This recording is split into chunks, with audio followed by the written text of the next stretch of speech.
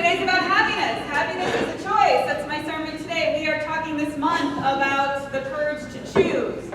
This year we're stepping into our empowerment, into what the courage that it takes to live a spiritual life fully, to let go of those things that hold us back.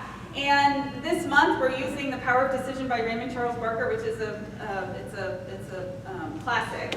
And it's a very powerful book. It's one of those, I think I've shared already, that every time I read it, I go back and say, wait a minute, someone disagreed with my book.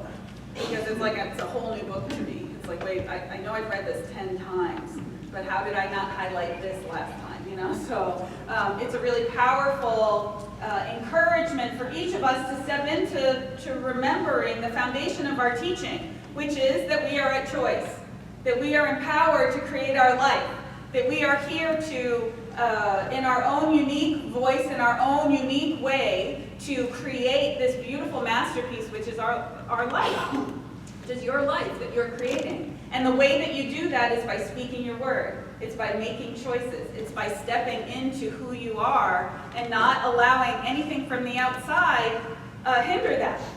That's it. That's really it. And so everything is a choice in our life. Everything that we experience or want to experience is a choice, and happiness is no different than that. Happiness is a choice.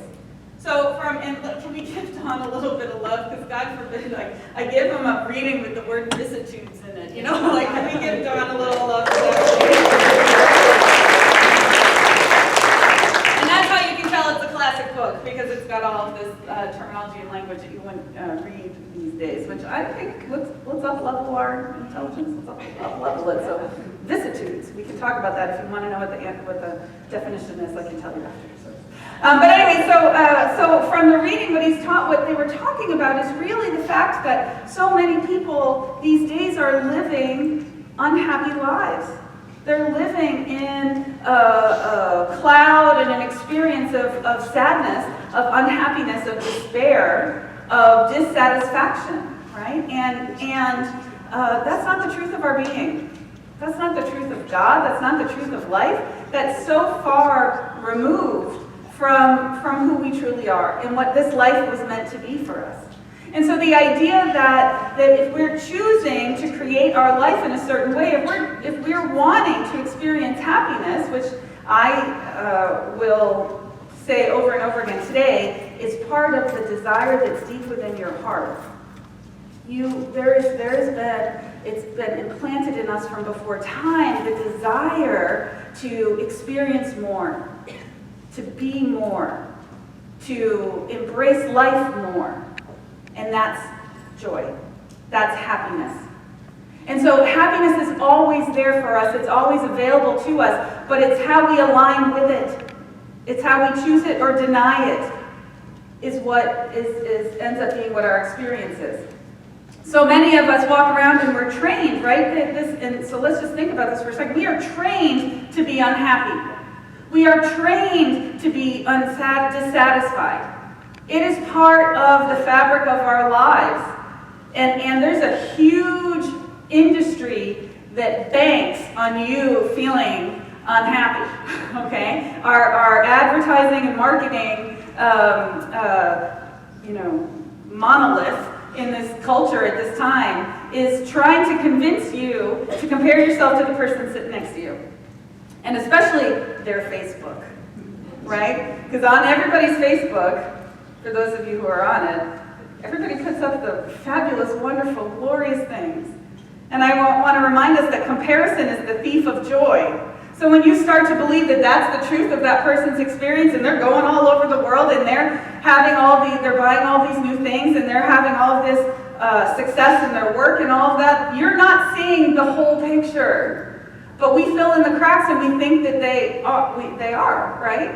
Well, they don't talk about how they got a horrible stomach bug on the cruise, and we're stuck in their, the cruise ship bathroom for 5 days, right? They don't talk about how their luggage got lost in Europe, and they, and they had, to clothes and the one outfit that they had in the sink every day while they're trying to tour Rome, right? Like there's all of this other stuff that's happening. They haven't talked about how it may look like they and their partner are traveling the world and having great times, but they haven't spoken when there's not other people around in 6 months. That's the truth of other people's experience, and we are trained to think that we measure ourselves against the picture that's up there, never mind ads and commercials. Don't get me started, I already got myself started. Is that there's this, the wind is always blowing, people's hair looks always beautiful, you know what I mean? And they're all glowing and sun-kissed and running out in the fields and all that stuff, and our life is like, wait, what? How do I get that? Oh, I buy that soda. Right? Or worse, I take that pill. Right? So this world right now is like convinced to try and convince us that we are not good enough because we'll buy their stuff. Okay? So we have to I wish I had a table that I could just go, we got to get rid of all of that. Okay? Because that's not, anything in the outside nothing's going to make you happy. If you get the big house and the stuff and the car and this and that, it might make you comfortable. External things and material things can make you comfortable, but it can never make you happy. We call that the 80s and the 90s. We all learned that then. That the big house and all the stuff and all the, trappings of success, and don't get me wrong, I like stuff, okay? I like nice stuff, I like stuff. But it's not going to give you the fulfillment and the joy and the happiness that you're entitled to in this life. Stuff is never going to make you happy. So the whole idea is, I'll be happy when, fill in the blank. I'll be happy when I meet the partner. I'll be happy when I get the promotion. I'll be happy when my bank account says this. I'll be happy with, and so what happens is we get in this habit of allowing ourselves to think I'll be happy then and putting it off, and what do we get? We live a life of wanting. And as good metaphysicians, what we know is that's dangerous, right? Because when you live in the wanting, what are you creating? Wanting. Your thought processes, your belief system is that which brings your experience to you. So if you think that you need to do something to be good enough to be happy, if you think you need to accumulate a certain amount to be happy, if you think it has to look like that commercial on TV, let me tell you, it's never going to look like that. That girl has major Photoshop. I know how to Photoshop. I used to tell all my friends I could make them look like a supermodel if they want. I know how to do that, on the computer. But we'll always be wanting. And what we'll be missing is the glorious joy and happiness of the true life you've come here to live. And so this chapter, what Barker reminds us is that this chapter really is about changing our mindset. It's about aligning ourselves with the understanding that nothing from the outside can bring you joy. And nothing from the outside can steal your joy when you have it. So when we do the spiritual work to find out who we are, to get in touch with the fact that satisfaction is there, that we can choose to be happy no matter what happens is when all of that stuff starts to happen, diagnosis, job change, relationship challenges, blah, blah, blah, life, right? When life starts to happen, it cannot steal your joy. It cannot steal your happiness. And I can stand up here and say this now with some power. I used to say it all the time, but now I can absolutely stand up here and say it with power because I experienced it. You can be in the midst of cancer treatment, miserable, painful, difficult, challenging, full of fear, and be happy. Because I know that you can do it. Because I did. And so no matter what your challenge is, no matter what is going on in your world, you can make the choice to be aligned with the truth of your being. And not only my experience of it, I was reminded this week that, Viktor Frankl, who chronicled his time in the concentration camps and in Nazi Germany in his book, Man's Search for Meaning, what he talks about is that they can take everything away from you. They can take every single thing away from you. But they cannot take your ability to align your attitude, your inner well-being. They cannot take your choice of consciousness. They can't steal that from you. You can still choose to be happy no matter what's happening on the outside. And not only, and this is not false, I'm not talking about being it's all okay. We all know someone who pretends to be happy even though you know they're miserable because they're just, it's seeping out their pores, right? Yes, no, maybe? Yes. Don't point at the person next to you. I'm kidding. No, but they're not here today. That person's not here today. No, but you know that there are some people who just, you cannot convince someone who is determined to be unhappy that they should be happy, and someone who's pretending to be happy and saying, it's all okay. I have family members I used to think that my jaw would hurt just because I think their jaw's so tight. It's okay. I'm happy. I'm not mad at you. You know, it's like, okay, so let's be real. So we can't fake it. It's not a fake it till you make it. It's a deep dive search for where that lives within you. And it lives within your consciousness. So when we're looking outside and looking at everything that's going on in our world, you're judging yourself. And it's a reflection of you're judging yourself on it. And so when you start judging yourself, I'm not good enough, I made mistakes, this is stupid, blah, blah, blah, blah, blah. When you live in that judgment, you go down the spiral to dissatisfaction, and it creates more. When you do the deep dive to figure out, you know what, things are falling apart, and this, my life is kind of wacky right now, and things don't look right, and I have no idea what's coming out of this, but you know what, I'm okay. Because I know that there's more going on here than just this experience. It's about finding that deep relationship to God. So this weekend, I'm going on a tangent already. I'm just telling you, I'm already off where I was going to go. So this weekend, my main role was not minister, it's dance mom. My daughter's in a recital this weekend, so since Thursday, I've had more tap. I've got a headache like you would not believe. There's more, and there's like 150 kids in this performance, and so one of the moms was having a challenge, and I was sitting out in the lobby, doing what I do, counseling whomever, just chit-chatting, and it's actually some pastoral counseling when they don't know I'm a minister. Can I call it pastoral counseling? I don't know about that, but when I'm just chatting with somebody, and they were talking to me about what was happening and the challenges that they were going through, and yet she said to me, the weirdest thing is, this is the hardest thing I've ever experienced. But I don't know what's happening, but I know I feel better every day. And I was like, okay, just feel better.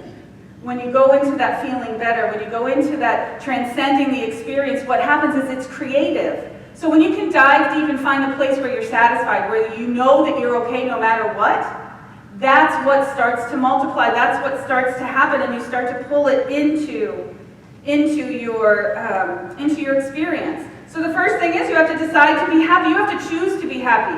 It's not something that hopefully by the grace of God I might be a little bit in my life. This is a choice.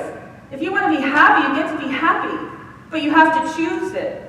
And so my suggestion is when you decide to choose it, you need to tell your face. Okay? You need to tell your face that you're happy. Because so often we forget. Now everybody's smiling at me. See, I knew I would get that. Yeah, thank you for smiling. But because we forget to tell our face, we forget that to tell the rest of our body, we make a decision deep in our mind and in our consciousness. And then we forget to tell the rest of us, right? And so you may still be walking around with that sour worry puss face.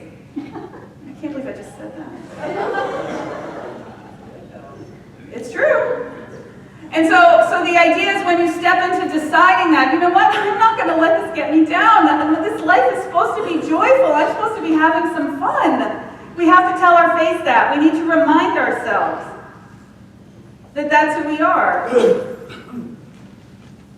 And so there's a couple of things that get in the way of our happiness. There is so much research on this, by the way. There is so much research on this concept and on this idea, and there's so much metaphysically to talk about. So I had to just pick a couple of things.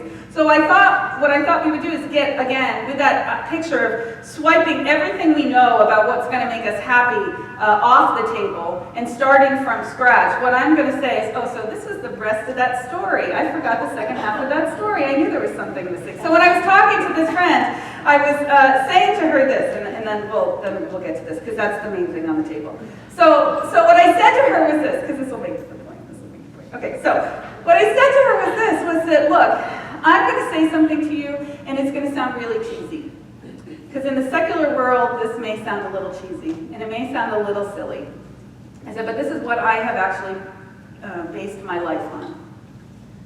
What I know is that when I go in and deepen my understanding and my relationship to God, everything gets better. It's that simple. So where your joy lies is in the connection and the relationship you have to something that's greater than you. When you realize that there's a power and a presence, when there's an essence or a spirit, whatever you want to call it, and I encourage you to find your God word. Okay, God works for me. Maybe it's spirit, maybe it's universe, maybe it's love. Again, I always like to say the force, whatever, the cosmos, whatever it is for you. Creativity, I don't know, whatever the word is. There's a billion words for God.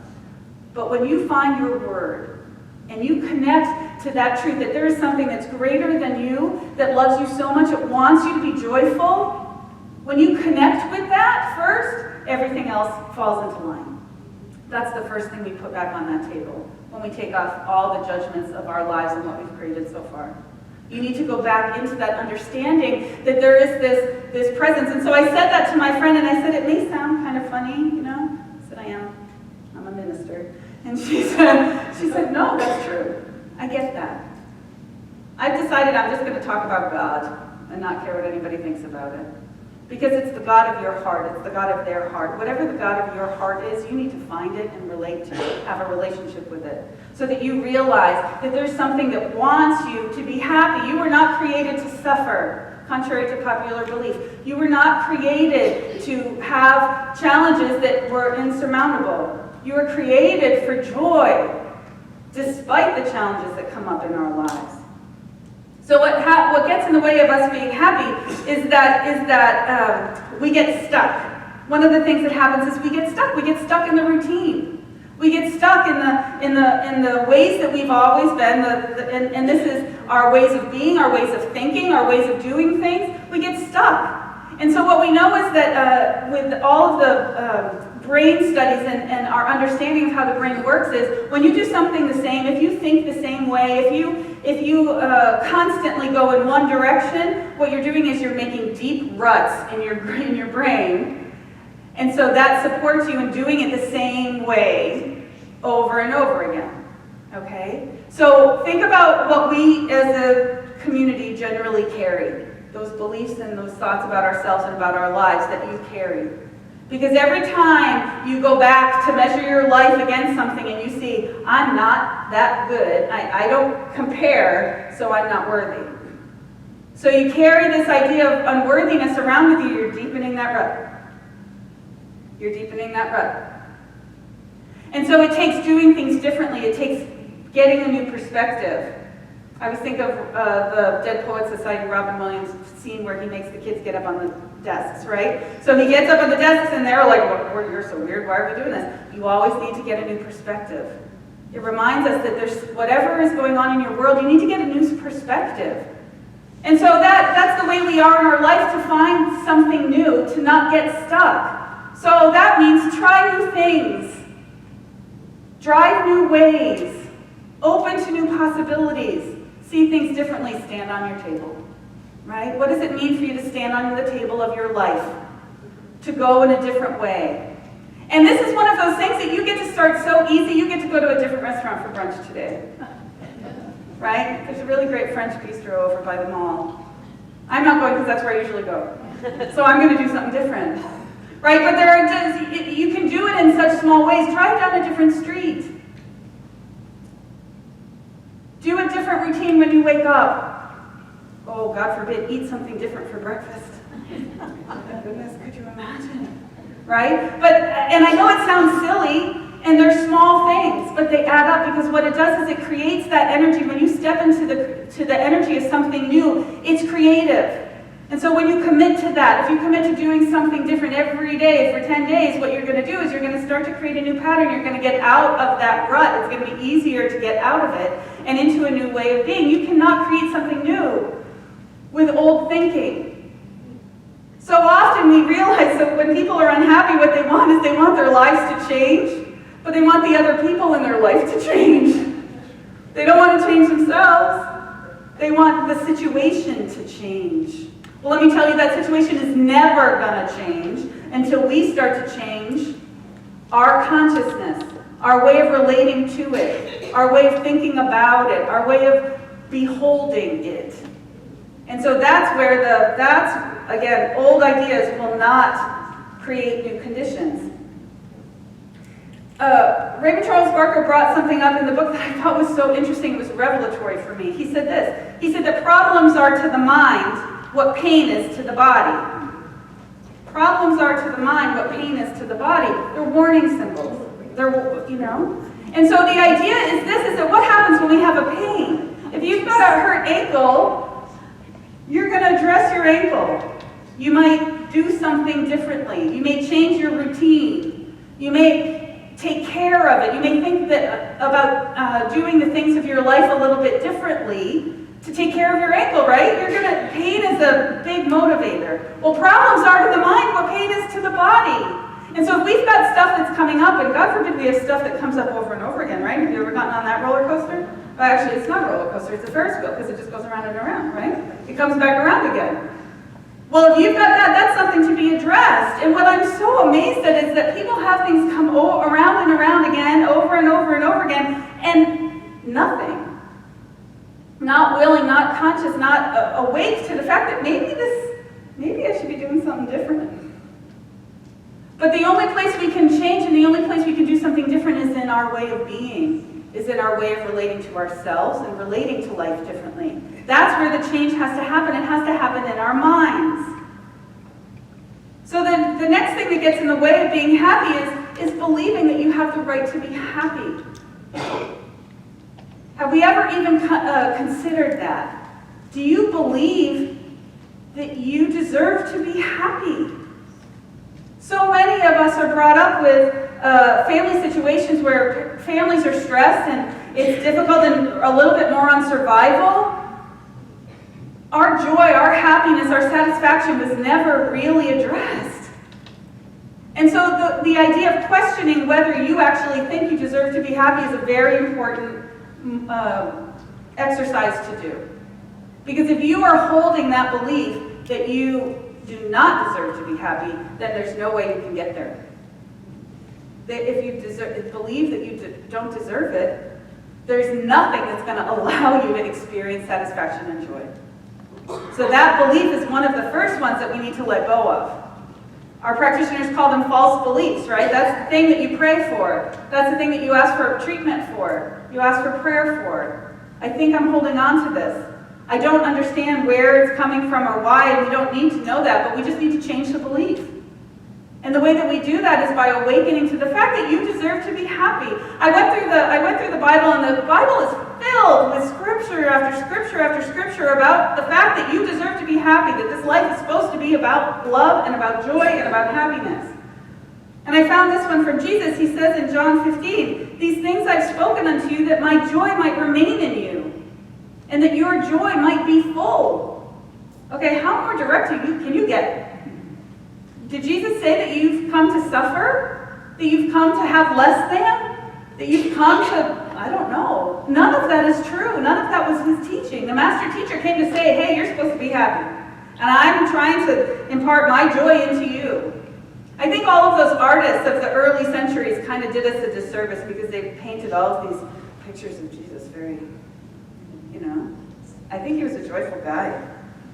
I think he had a lot more fun than we've given him credit, At least I hope so, right? I did a Google for joyous Jesus, and there are some people who have drawn a joyful Jesus, but that's what I want to think about. I want to think about because his teachings really came to support us in living a full life, in realizing that God is right where we are, and that the experience of heaven is at hand, it's here, it's now. It's not later on. You're not supposed to suffer and then die. That's not, that's just what we say in 7th grade. You hear it? You can hear it. Can you hear the tone? I can hear the tone in my head, yeah. No, that's fine. I cracked myself up. Okay, so then what I did was I went to Ernest Holmes, and this is one of my favorite. I'll admit it's a paragraph, and I'm doing it sentence by sentence, so I'm sorry about that. But this is my favorite writing from the Science of Mind, or the Science of Mind textbook here. And so he says this: when we learn to trust the universe, we shall be happy, prosperous, and well. It's that simple. We got to learn to trust God, to trust the universe, and then everything aligns to that. He says, we must learn to come under that divine government and accept the fact that nature's table is ever filled. Never was there a cosmic famine. So that divine government is that understanding that we create from the inside out, that life is created from the inside out, not from the outside in. It's about realizing when we align with the truth of who we are, that everything outside is open. We're open to accepting the divine blessings that are abundant in the universe.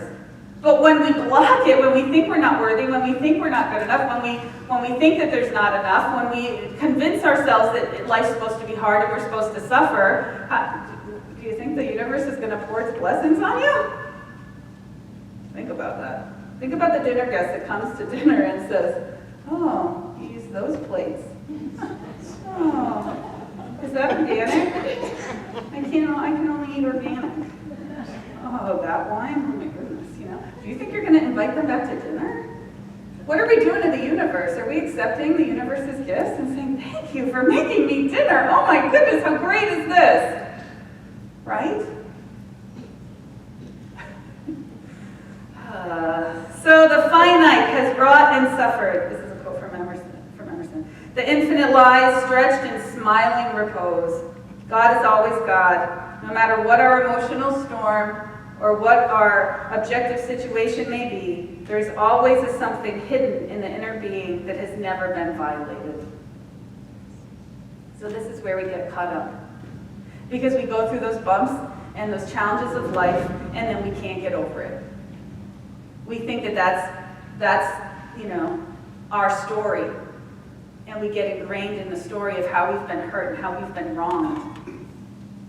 And how it's about the other person doing it to us. But the way past that is to get in touch with a part of you that transcends that. There is a part of you within that has never been hurt, that has never been violated, that has never been abandoned, that has never been insulted, that has never been violated at all. And yes, again, I'm talking about those deep dives today. Maybe we have to dive deep to find that place, but that's one of the most important things we need to do. Because when you can touch that place in you that knows that you're bigger than this, when you can touch that place that you know somewhere deep inside, maybe not in your head, maybe not how, but when you know that it's there for your good, even the challenge. I'm not denying that you've been victimized. I'm not denying the fact that something bad has happened. Believe me, I sat with so many people over the years. I know the stories. I know how hard it is and how horrible it is. But you've always got the choice of whether you're going to be a victim to that for the rest of your life or not. And so when we're dealing with challenging things, you get to decide, are you going to live in it? Are you going to transcend it? And so by getting in touch with that part of you that you know you feel is greater than this, that knows that there's something greater happening in this, that's when you rise into that place and you're not victimized and you can create more from that higher spiral. And then this is one of my favorite quotes of Ernest Holmes of all times: we may stumble, but always there is that eternal voice forever whispering within our ear, that thing which causes the eternal quest, that thing which forever sings and sings. There's a part of you that knows that you've come here for a powerful, magnificent experience in life, and it is not going to stop whispering to you. It's not going to stop encouraging you to express more, to expand, to change your perspective, to open in a greater way. It's never going away. You might as well start listening to it, because the sooner you listen to it, the better things are going to get. It's that desire, that's God's desire for you within. Again, I wanted to go back. We had 4th of July a couple weeks ago. And the Declaration of Independence states that every man has a right to life, liberty, and the pursuit of happiness. And I want to remind us that that's not just some nice thing, that's a spiritual statement, that's a spiritual truth. It's who we've come here to be and why. And so the last thing that gets in the way that I want to talk about today actually is boredom. What gets in the way of our happiness and our joy is boredom, is being bored with our lives. Now, I'm saying this with a caveat. I'm not saying that we need to be busier, okay? Like, I'm not saying that we need to like fill our time differently or more, because let me tell you, we're all too full as it is. It's not about that, but it's about a quality of engaging with your life. Just because you're good at something doesn't mean that you should be doing that for the rest of your life.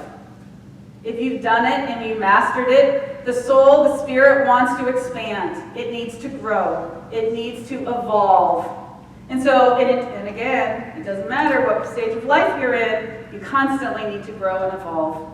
And so if you're trying to do something that in a capacity that you did when you were 25, and you're 65, and you're still doing it, and you've mastered it, you better watch out. I would ask yourself if you're bored. Because if you're doing the same thing over and over again, you're digging that rut, you're deepening in that place of I don't want to say that word, stuckness. I got to say that word, I can't think of anything else.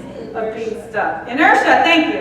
Of inertia, of being stuck. And what you're doing is you're creating more of that. So you want to create more stuck? No, we want to create freedom. And so, and I was, my latest TV obsession, I'll share my latest TV obsession. I've watched it twice now, is the Masterpiece program, The Durrells in Corfu. The Durrells in Corfu. And it's a show about a family it's a true story about a family from England who moved to Corfu in 1935. All right, and I love this. We could talk about it for hours. I'm not gonna. But but what I'm going to share about it is that it's a woman who's got 4 kids, and the youngest kid's around 11. And what he does is she's trying to get him to do his lessons and to educate him, right? And all the kid wants to do is explore. He loves animals and insects and everything in the natural world. So he gets up really early and puts on his adventure pack and takes off in the island and just goes all over. And then he brings back pelicans and otters and goats and everything. He ends up having a zoo at the back of the house at some point. But anyways, what I want about this kid is that what he does is he sits in front of he takes his chair and he sits in front of a brick wall, a stone wall there on the island. He's sitting there and everyone's walking by and going, he's looking at a wall, and he's sitting 5 feet in front of the wall, and he's just sitting there. And people come up and try and talk to him, and he's just, transfixed by this wall. And so this scene popped into my head when we were talking about what boredom means, because it's not about doing more, it's not about filling with more time, it's about engaging with life differently. And so what he says to someone who finally sits down and says, "What are you doing?" He says, "Do you know how many thousands of lives I'm looking at right now?" And they were like, "No." And so then the camera beautifully goes in on all of the ants that are climbing up the thing, and then there's a praying mantis, and then there's a little lizard that comes over, and then there's the centipede that comes out of the side, and then there's this bird that pops down to the top of it, and then, and how all of this life is right there. That's not boredom. The kid's not bored, right? And so the difference between what it means for you to find something that you can engage with your life differently, that you could start to expand, you could start to grow, you could start to try something different. Because when you have the opportunity to do that, what happens is all of your perspectives open and everything changes. And again, nature's never bored, it's a creative process. We've come as the extension of the divine into this life, and we've come to evolve and to expand and to create more. And so when we get stagnant, when we get stuck, we're blocking God, and then we're not doing our jobs.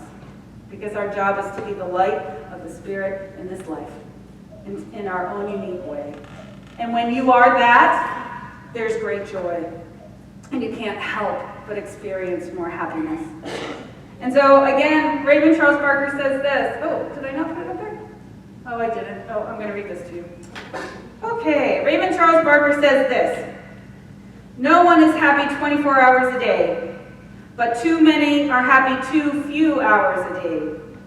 The happier you are, the greater the basic patterns of satisfaction are being built in your subconscious, setting new roots, right? New ruts, new pathways.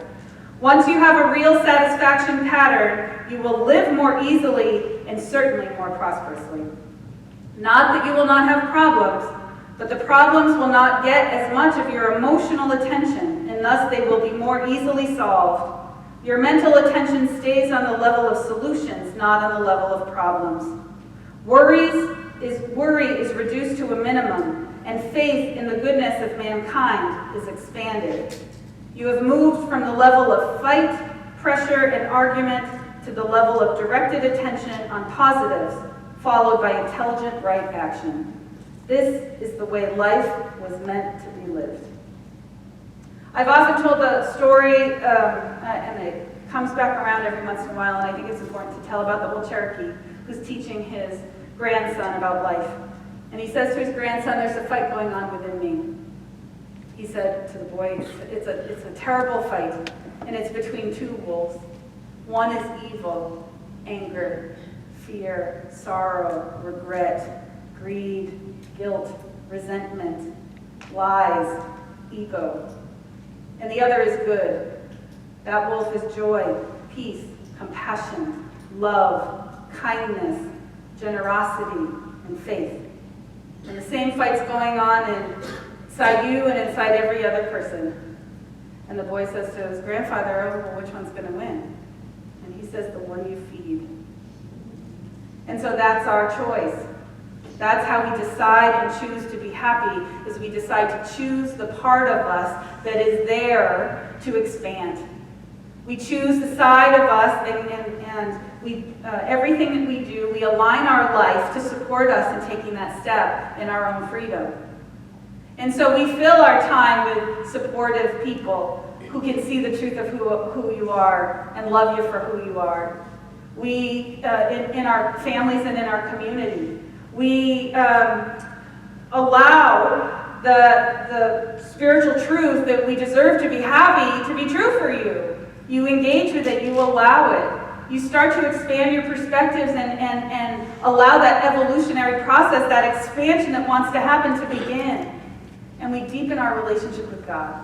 When we do all of those things, and the last one I'm going to add is, we laugh at ourselves a little bit. Because when we take everything too seriously, we lose the joy of the process. There's great joy in life available to you. You were meant to be happy. And so as we let go of all that stuff, again, I want you to picture me going off the table. We let go of any of that limiting thoughts, let go of any of that old idea of who you thought you were, who you thought you're not measuring up to who you thought you were going to be in this life. You got to let that all go and step into the power and the presence of the joy that you are, because you were meant to be happy. God wants you to be happy, and happiness is yours now, so you get to choose it. Are we going to choose it this week? Yes. Yes, and so it is. So it is.